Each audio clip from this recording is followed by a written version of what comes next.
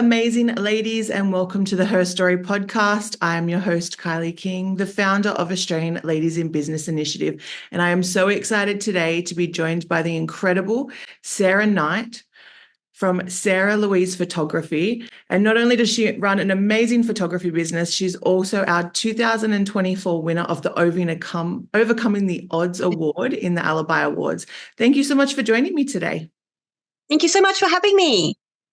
I'm so excited to talk to you and hear all about your journey. So let's just kick it off for the listeners. Do you want to introduce yourself and tell us a little bit about who you are and what you do? Okay. Hi, everyone. My name is Sara. I am a photographer here in Penrith. I run Sara Louise Photography. I am a mum of 6 neurodivergent children. I am neurodivergent myself. I also have complex PTSD and severe anxiety and depression. What else do I do? I do lots of things. I advocate for domestic violence. I advocate for autism and neurodivergence acceptance all through Australia. Well, geez, my mind just gone blank. I do so many different things. I'm also a co-author, an author. There's lots about me that I do. Beautiful. Yeah. So you said that your main business that I know of at the moment is the photography. Yeah. I can see your beautiful studio behind for those who are watching on YouTube. It's all set up for Santa stuff. So what got you started in photography? Like, what do you like about it, or was it just like a calling? Well, as a kid, I loved photos. I loved all the old photos. I loved the photos that my grandparents showed me, and it was kind of a hobby when I was doing film photos. And my escape. I grew up in a family violence, so photos were just that escape from that. I used to do it with my grandmother. She was my only saving grace through that entire time. And she would teach me, first it was Polaroids and then learning how to develop film and all that sort of stuff. So I started there. I went through all my stuff. I went through the family violence. I went through 2 domestic violent relationships. I ended up marrying a man who would later abandon us to become a woman.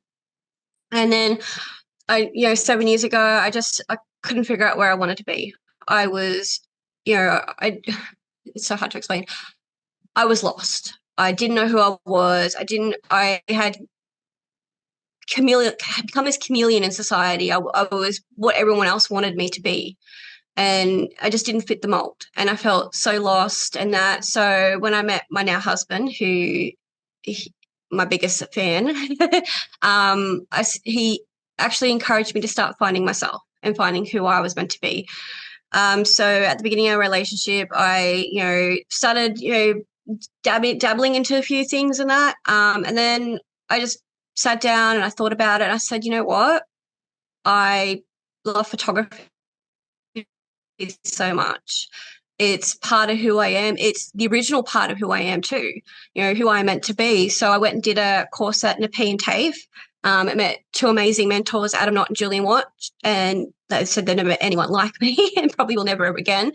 And from there, I just blossomed. I, put together a business plan. I just started jumping into jobs, doing a lot of free jobs. And now here I am, 5 years after starting the business, nearly booked out.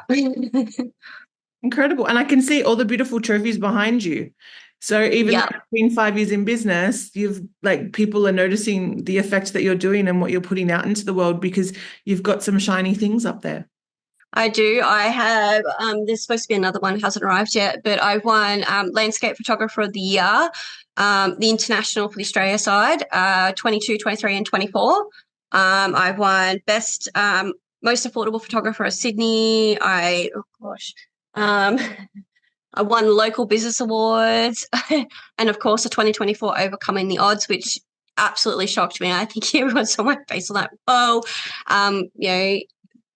So I've won quite a few things. I've been in a few galleries around the world too, outside of Penrith and outside of New South Wales and Australia. I'm actually quite well known, and a lot of people actually want to work with me. Beautiful. That's incredible. Great work. So what do you love about what you do? Like, what's getting you up every morning to keep going with the photography? other than the awards and the shiny bits. You know, I've got to explain this in a non-autistic way. What I see through the lens, and when I snap a shot, whether it be landscape, whether it be a family photo, is what I feel. I have a lot of customers, a lot of clients who are absolutely shocked by the photos that they receive because they didn't realize I took that photo, or, you know, and how beautiful it came across, or even when they see themselves. And that's how I see. So everything that I see emotionally, I actually produce through the lens. You know, and I just believe everyone deserves photos. It's so hard to explain in a non-autistic term. But yeah, no, I do. I love just showing people what I see and how I feel through my lens. And yeah, it kind of shocks people. So when I get that beautiful moment between a mother and child, I see the emotion there. And I know a lot of people say autistic people don't see emotion. We do. We see it a lot more. We just can't express it appropriately. So, but yeah, just that's my expression, my form of how I see that emotion. So when I think I've actually been placed in the Mono Awards a couple of times for some of the photos that I've taken. I put it in black and white because it shows the emotions that I see in people, and yeah, it's the love. Like you can see the love in a photo and stuff like that, and kind of wish like, hey, this photo here, you know. But yeah, same with Christmas photos and that. Like I've actually got one up behind me right now, and I see this kid. He's just smiling so much, and you know, for parents to see that, that's yeah.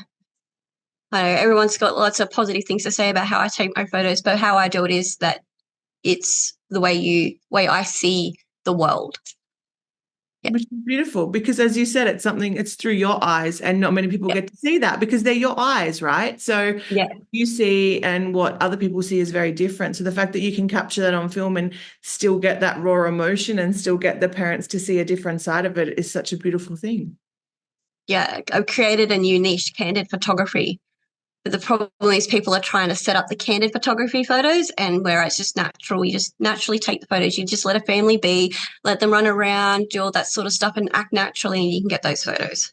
Yeah. Well, it's like whenever I know, because I have 3 kids, when you say cheese, they have the weirdest, biggest, cheesiest fake grin. But then as soon as you just snap one of those photos where they're just caught unaware, it's just such a different photo. Yeah, no, but I love those photos too. I mean, it's their personality at that time. I absolutely love it. I had to give up daycare photography because I couldn't handle the parents forcing the kid to do it their way when it was their smile. And yeah, that's them. That's their personality. That's who they are at that time in life. And yeah. So you mentioned that you're doing quite a few different areas of photography, and that you have niched into candid photography. Is there like a photography, like do you prefer to do Christmas? Do you prefer to do families, or you like the variety of doing a mixture of sort of everything? I like doing the variety, a mixture of everything, you know. But yeah, candid photography is definitely my niche, a niche that I accidentally fell into, as one of my mentors would say. Yeah, I do my mini sessions around Christmas. Also one of my favorites. I love it. And I always do it affordable because everyone deserves those beautiful Christmas photos. I have a lot of neurodivergent families that come in. Because they can't get their kid down to a 10-minute session, you know, wherever they're holding these sensitive Santas or anything like that. And it's just like, it can be quite horrifying for a family to go through that. So they walk through here, you got 30 minutes, you got an hour. It's basically the same price as what you would get at a shopping centre. And, you know, they get to have that time to decompress, you know, relax, get to know the area, because I know when I'm somewhere, you know, strange, I like to, you know, I want to look at everything first before I, you know, want to take a photo or anything like that. And it's just really just letting them relax and all that sort of stuff. So that's what I love about doing my Christmas mini session is, you know, giving, you know, parents of neurodivergent children that one Christmas photo that they so desperately want. Beautiful. No, I get it. Hauling kids into any, like, I don't have special needs children, but hauling any children into like a mall and then having them rush for, you know, like that 10 minutes to get the photo. And it feels very, I don't know, just churn and burn. Like they go in, Yeah. take that photo. And, some kids will have like meltdowns, or they don't want to see Santa, or it's just some random stranger that's rocked up that you're saying now, hey, take a photo with and sit down and be cool. And they don't get enough time to process, as we wouldn't get time to process, to go, hey, go and stand next to this big hairy guy that you've never met before and smile. And then the pressure on the photographer as well, who's then trying to capture that smile, and then they're doing weird things, and it's just very overwhelming. Like it's very overwhelming. I would hate to think of how that is for a child that has special needs with that as well, even if it is a Santa session. Yeah, even with normal children can be quite a lot. So, I actually ran one of those Santa sets one year, and it was wow, the amount of noise, yelling, look this way. Or in a private session, you've got that time to relax and all that. And, everything's insured in my studio. So if a kid knocks something over, I don't fret. Parents shouldn't fret either. It's just relaxing. Just relax. We're here for fun. And, and sometimes when I go into a session, I can pop jokes like no other. When I've got my camera, that is my shield. And I'm a completely different person. So, kids are laughing, everybody's laughing, and it's just great. I don't think I've ever had a bad session. Beautiful. And you have... I mean, my Google reviews speak for themselves, but... I've noticed as well that you have more of an extended session available too. So you're giving them more of that sort of time for those, what do you call it, the slow burn children to warm up. Yes. Yeah. Sometimes. Yeah, and I have 15 minutes before and after the sessions as well, just in case we go over. So and it's not like I'm going, I'm going to charge you extra. No, I don't do that. I don't believe in that, because every kid is different, every family member is different. So, and it's all about creating a positive experience for the child. And I think another thing, just when I was looking at your sessions, you don't have a limit. Well, maybe you do, but I remember asking questions. I went to one photographer once and I said, I want to get some photos done, and they were like, oh, you've got 3 kids, you just sit in the limit. Now, 3 kids is weird. Like, do you know what I mean? It's not that, as you mentioned, you have 6 children, you have double the children I have, but the photographer was like, I don't take any more photos more than 3 children. Really? Yeah. And I remember, because I think it was one of the first questions I asked you, because I do get my Santa photos with you. And I have a great time. But one of the question always throws me. I don't have a limit. I don't. People are like, oh, you should. Don't. I did 9 kids the other week with Santa. 9 kids. I've done a photo with up to 150 people. I don't have a limit. I don't see what the point of a limit is. What is the point of a limit? I just, if you have a limit, that means you have less likely chance of having that client come in. Beautiful. So you mentioned at the start when you introduced yourself that you have some mental health issues, and then you have a lot of you're neurodivergent. Would you say that has been your biggest challenge in business, or would it be something else? No, that's definitely been my biggest challenge. Like I said, I do have CPTSD, severe anxiety, severe depression, and autism, but I was actually diagnosed autistic 10 years ago, so that actually relieved a lot off me. It made me just breathe a sigh of relief, like, I'm not all this. I am actually this, and it made me happier.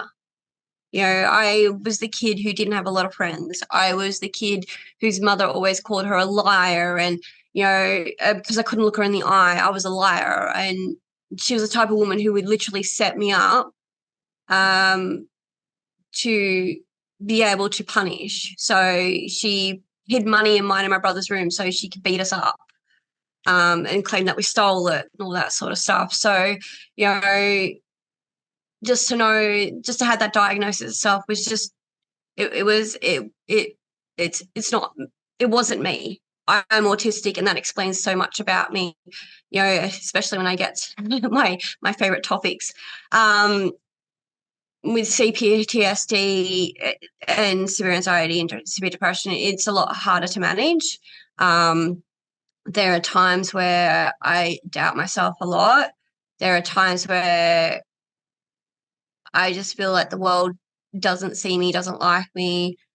I get a smell of something and I'm instantly transported back to that particular memory, which can be, you know, like someone's perfume, or even if I smell beer on somebody's breath, I get transported back to a certain memory. So that can affect me quite a lot. I mean, but I've done quite a lot of therapy as well to help me process it a lot quicker and get through it. Severe anxiety, gosh, Kylie, if you met me 7 years ago, you would have seen a completely different person. I was get so anxious, I would literally black out from my blood pressure getting too high or my heart rate getting too high. But like I said, like I've worked with a lot of different psychologists. I do cognitive behavior therapy.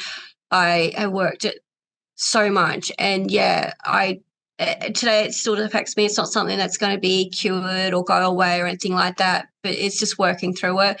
Being open and honest about my mental health issue has helped quite a fair bit, and it's also allowed other people to come out and tell me their story as well. Knowing that you're not alone, imposter syndrome. Sometimes I work with people and I admire them so much, and you've even said to myself, I need to, start putting myself first as well. But, hey, I've worked with all these amazing women, and you're like, you are one of those amazing women. And it just like, oh, you're right. I am one of those amazing women, and I need to, but then, the imposter syndrome, the anxiety comes in. So you are constantly fighting with that. And yeah, it still affects me, but not to the grand scale it did 7 years ago. So even though it's a challenge and it's still an ongoing challenge, it's good to hear that you're working on it. It's not something you're going, oh, it's a challenge and I'm just going to shelve it and put it to the side and just work through it. Like you've just said you've taken the steps, that you're working through it. You also said at the start that you're an advocate for it and everything that you've done. So not only are you working on it yourself, but you're putting out the advocacy out there to say, hey, guys, this is a real thing. How can I help you? This is what my suggestions would be, which is very admirable in itself, because a lot of people would just go, this is what I have and this is what it is, and I'm not going to work through it. Exactly. Like in the book that I helped co-authored, my entire chapter is literally about how I worked through my mental health to get to where I am today. So, and how I started my business. And it is really, really important that you do take care of your mental health. I, at one stage, had gotten bad in my mental health, didn't feel good enough. I think my last suicide attempt was 24th of December 2008. And that's when I met a police officer, Senior Sergeant Atkinson, and he was the man who started changing my life. He saw it for what it was. And from that moment is when things started changing for me as well. I mean, not at a fast pace, but, I started making decisions to leave my domestic violent partner. I mean, decisions to start living for, to begin with, live for my kids. And now I live for myself. Mental health, it can affect so many people in so many different ways, and it needs to stop being a taboo subject. And that's one of the things that I aim for is, hi, my name's Sara and I have mental health issues. I have autism. You start removing that stigma and it may have more acceptance, then it actually helps, especially those with mental health issues. It helps. Beautiful. Now, you mentioned this book you've co-authored. So quickly, shameless plug it. Tell us about it. What is it? Have you got it in your hand? Beautiful. So for those who aren't on YouTube, it is called Women Living Fearlessly, and you can tell them the rest. So I'll read a little excerpt on the back. So sometimes fear wants us to lock up our talent and potential and keep it hidden away from anyone and everyone in a misguided attempt to keeping us safe, holding us back from sharing our voice, holding us back from sharing our ideas, holding us back from making new friends, exploring new lands, and trying new career paths or following our dreams. But what if it stopped letting that happen? What if we demanded that our fear stay small and silent and hidden instead? What if we believed in ourselves and our radiance and our brilliance and our magic? What if we stood up to fear, stepped over fear, silenced fear, and then went ahead, followed our dreams anyway? So this book is a collection of inspiring stories from women around the world who've done just that. They've embraced the courage to silence their fear and are not afraid to realize the potential, follow their dreams, and create a positive impact on the world. Beautiful. So you're in a chapter. Which chapter's yours? So we can skip to that one. So, yeah, my chapter's on page 291. It's Beautiful. called Survival Mode to Thriving Mode by Sara Knight. And, you know, it is literally my story for the last 5 years. And so I started off with, who knew I would be here writing about my life and the obstacles I had to overcome to achieve success. If you had asked me as a child, I would have told you I wanted to grow up to be a famous veterinarian like Dr. Harry Cooper or James Herriot. I would have said I wanted to travel the world and work with animals, and that all I desired was my mother's love and approval.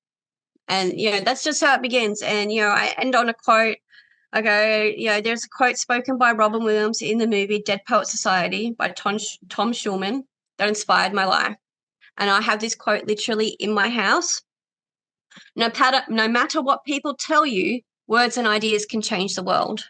And all you have to do is try, and only you stand in the way.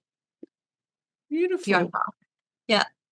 Beautiful. So where do we find, so I think it's so important to listen to people's stories. That's why we do this podcast, right? Is because business tips and tricks, you can Google that, you can ChatGPT that, you can get all of that. But to hear someone's actual story verbatim to them is always interests me. I love it. I love it because everyone takes the path differently. Everyone makes a different decision. Whatever they're not choosing, whatever they're not changing, they're choosing. Love stories. So I love that there's a whole collection of these stories in that book. How do we get a copy? Like, where are we buying it? So you can buy it directly from me. Hopefully we can, organise some book signings and all that, meet and greets, because I would love to meet people and help inspire them to be their authentic selves as well. I believe it's coming up on Amazon too soon. Yeah. Fantastic. So I'm going to put all your links below anyway. So for like Sara Louise Photography. So if they just head there and flick you a message. Just flick me a message. Yeah. I had Elizabeth come and buy 2 books off me the other day. So, come to me. You can buy your copy. I'll be happy to sign it for you too. Oh, that's incredible. So other than doing the co-authoring, because I know becoming an author is such a big step. And to hold your story, not only like to have the story and then to, just hold it inside, but then to put it out there into the world.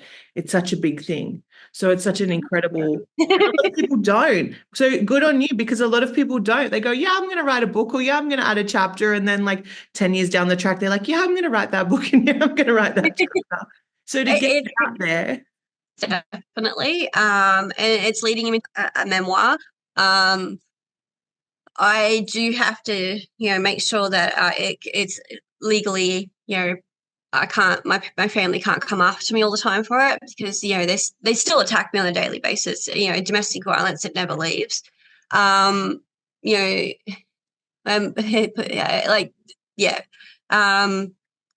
But I am also working on children's books. So I'm doing that in the background besides my photography. I'll never leave photography. You could try and make me, but I will never leave.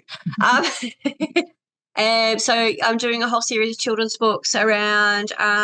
So the first one is a penguin with cystic fibrosis. Then we're going to have a lizard that has dyslexia. There's going to be a rat with autism, and then there will be a dog with things like ADHD and ODD and all that sort of stuff. And they're actually all based on my own kids and what they're experiencing and all that sort of stuff as well. So the books sound great. Now we talked about your biggest challenge, which is your mental health, and how you're using that to advocate, like become an advocate. Yeah. And that's going to be great with your books that you're coming out, especially for children who can feel so alone. So to read about a character that's going through something very similar is going to be a beautiful thing for them. What would you say has been your biggest achievement in business so far? My biggest achievement? And watch the imposter syndrome come in. My biggest achievement, besides winning all the awards and all that, my biggest achievement was having, hang on, which one? There's so many that I would actually class as big achievements. So my first year as a photographer, one of my photos actually got selected to be shown in the Piazza in Venice, the Piazza Gallery in Venice. This is a really, really big gallery. And my second biggest achievement is having one of my photos, and I believe it's still there on the Chicago airport wall. Oh, wow, that's Yeah, incredible. I won a competition. So, um, but and having reoccurring clients, that isn't a big achievement. If you can get reoccurring clients, yeah, that's your biggest. That would be any business's biggest achievement. But my personal ones are definitely like having my photo in the Piazza gallery in Venice.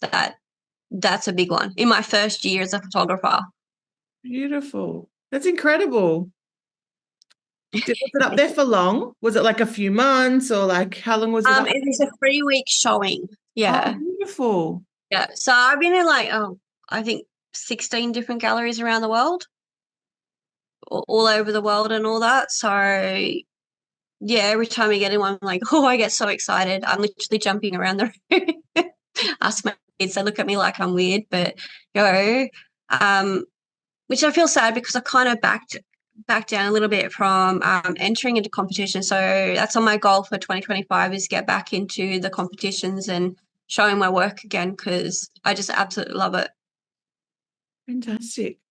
Is there any advice you wish you were given when you started business? Don't be afraid to work with other people.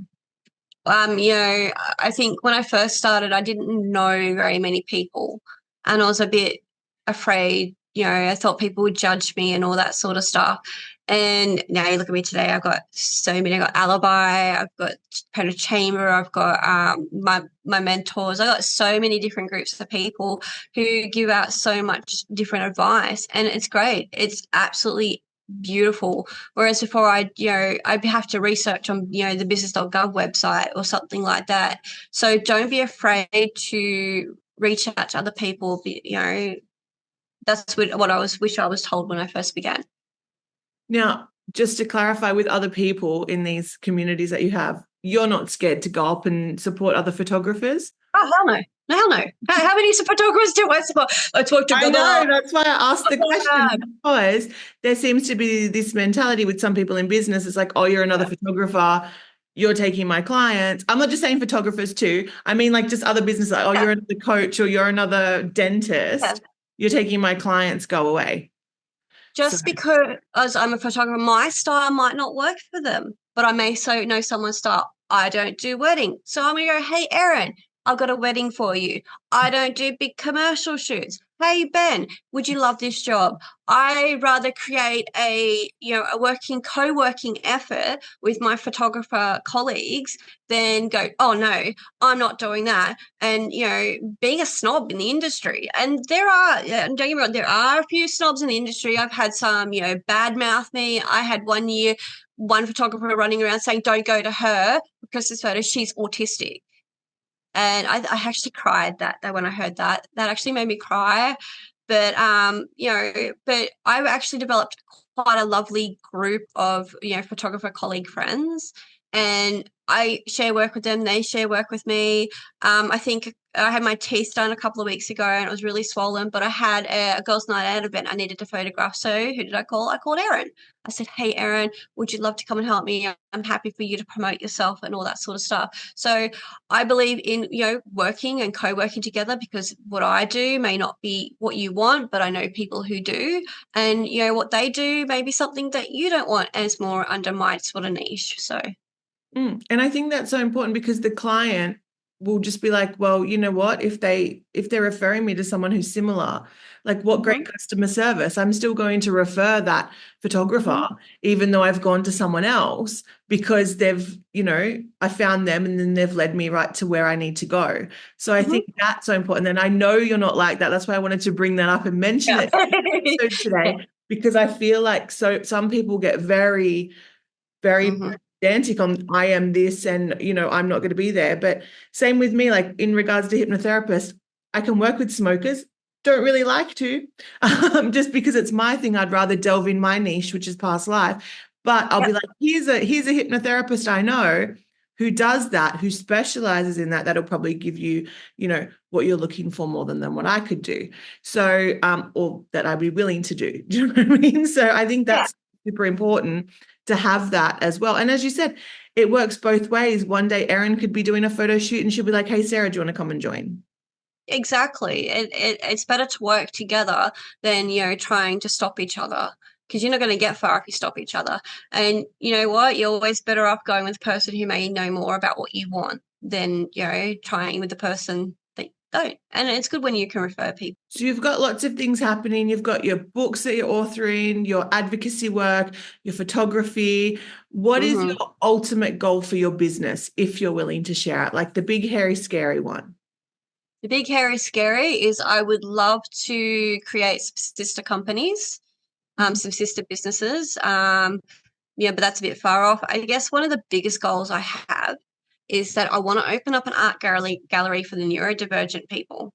I feel that we're underrepresented in the art world. So I'm working on it. It'll be a sister company to Sara Louise Photography called the Underdog Gallery.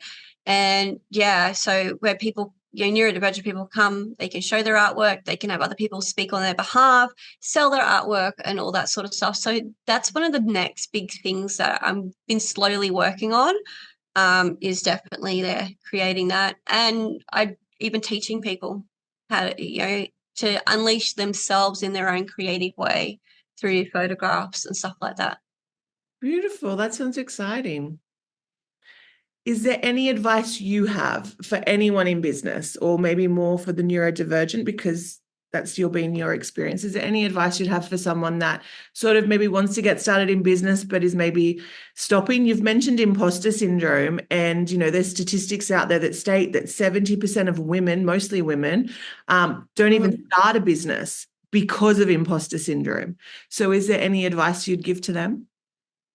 Stop believing what people tell you. Stop believing what the world tells you, that women can't do this, that women are supposed to be stay-at-home mums, that women are supposed to, be all these things.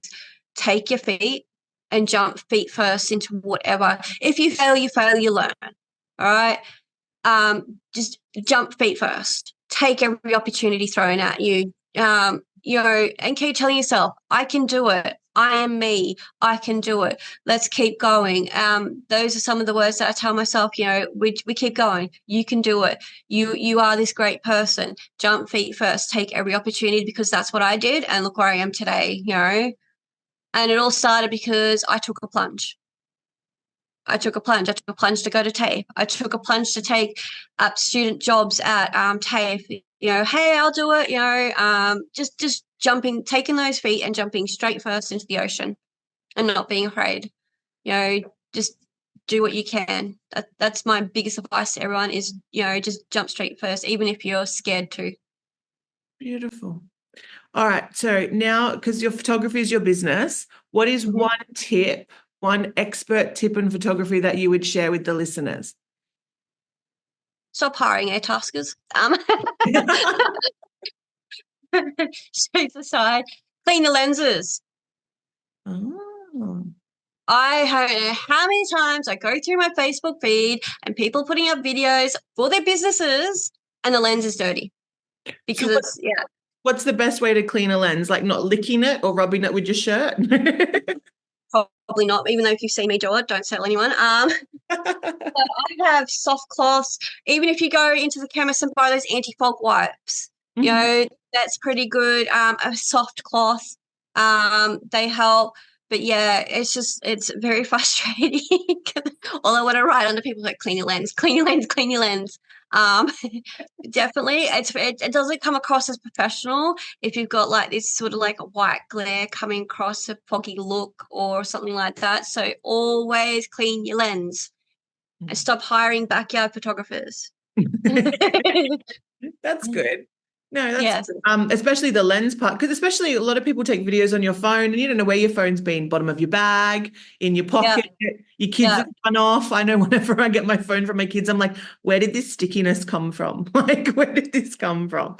So no, I think that's a really good point. And you mentioned Airtasker, so backyard photographers. So these are just people that are looking for, I haven't really heard of Airtasker. So what is it? I've had so many clients come to me, right? And I love my clients. They are my, everything. But to hear that, because the cost of living, and I get it, one of my clients hired an air tasker photographer for $100 to do her son's birthday party and didn't get a single photo of her son. Mm. And it was so heartbreaking. And then she ended up having to come to me, and we did this whole, actually discounted her because I felt so bad for her.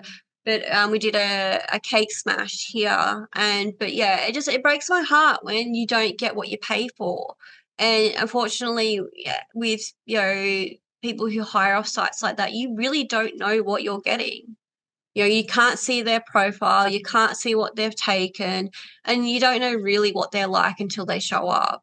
And yeah, if you're going to hire a photographer, make sure you can see their work first, and it's their work. So going directly to their Instagram, going directly to their websites, that sort of thing. Which reminds me, I actually need to update some of my photos on my website. But yeah, just be careful when you're hiring. There is a surge of people wanting to be photographers because photography is not one of those areas that's government monitored, and you don't need a license or anything like that. Majority of the people that I know have done some sort of schooling when it comes to photography, or they don't make out that they're like pro until they've, been a couple of years into it. But, when you got someone turning up and taking photos on their iPhone, or, they're in auto mode, and that sort of thing, then yeah, you're not gonna get what you ask for. So always check who you're hiring and check their work. Beautiful. All right, Sarah. So how do we stalk you, the listeners? How do we come find you, stalk you, give you love? Okay, so you can find me on Instagram at Sara the Photographer, or Sara Louise Photography. Just Google me, Sara, no H, Sara, no H, Louise Photography. On Google, I pop up quite well on there. On Facebook, you can find me on Facebook. On my website, www.sarah.louisephotography.com.au. If you hit a H, you're going to get the lovely Sara Louise Photography down in Melbourne, who's an architecture photographer. Absolutely love her too. We've got this agreement going, but yeah. So Sara, no H, louisephotography.com.au. You'll be able to find me, able to contact me through there, or Instagram as well, which is my other biggest platform. Fantastic. Thank you so much for joining me today and sharing your advice, all the incredible work that you're doing, and also congratulations again on the book. Thank you so much, and thank you for having me. It's actually been really, really fun. All right, I'll see you next time. All right, so see you next time.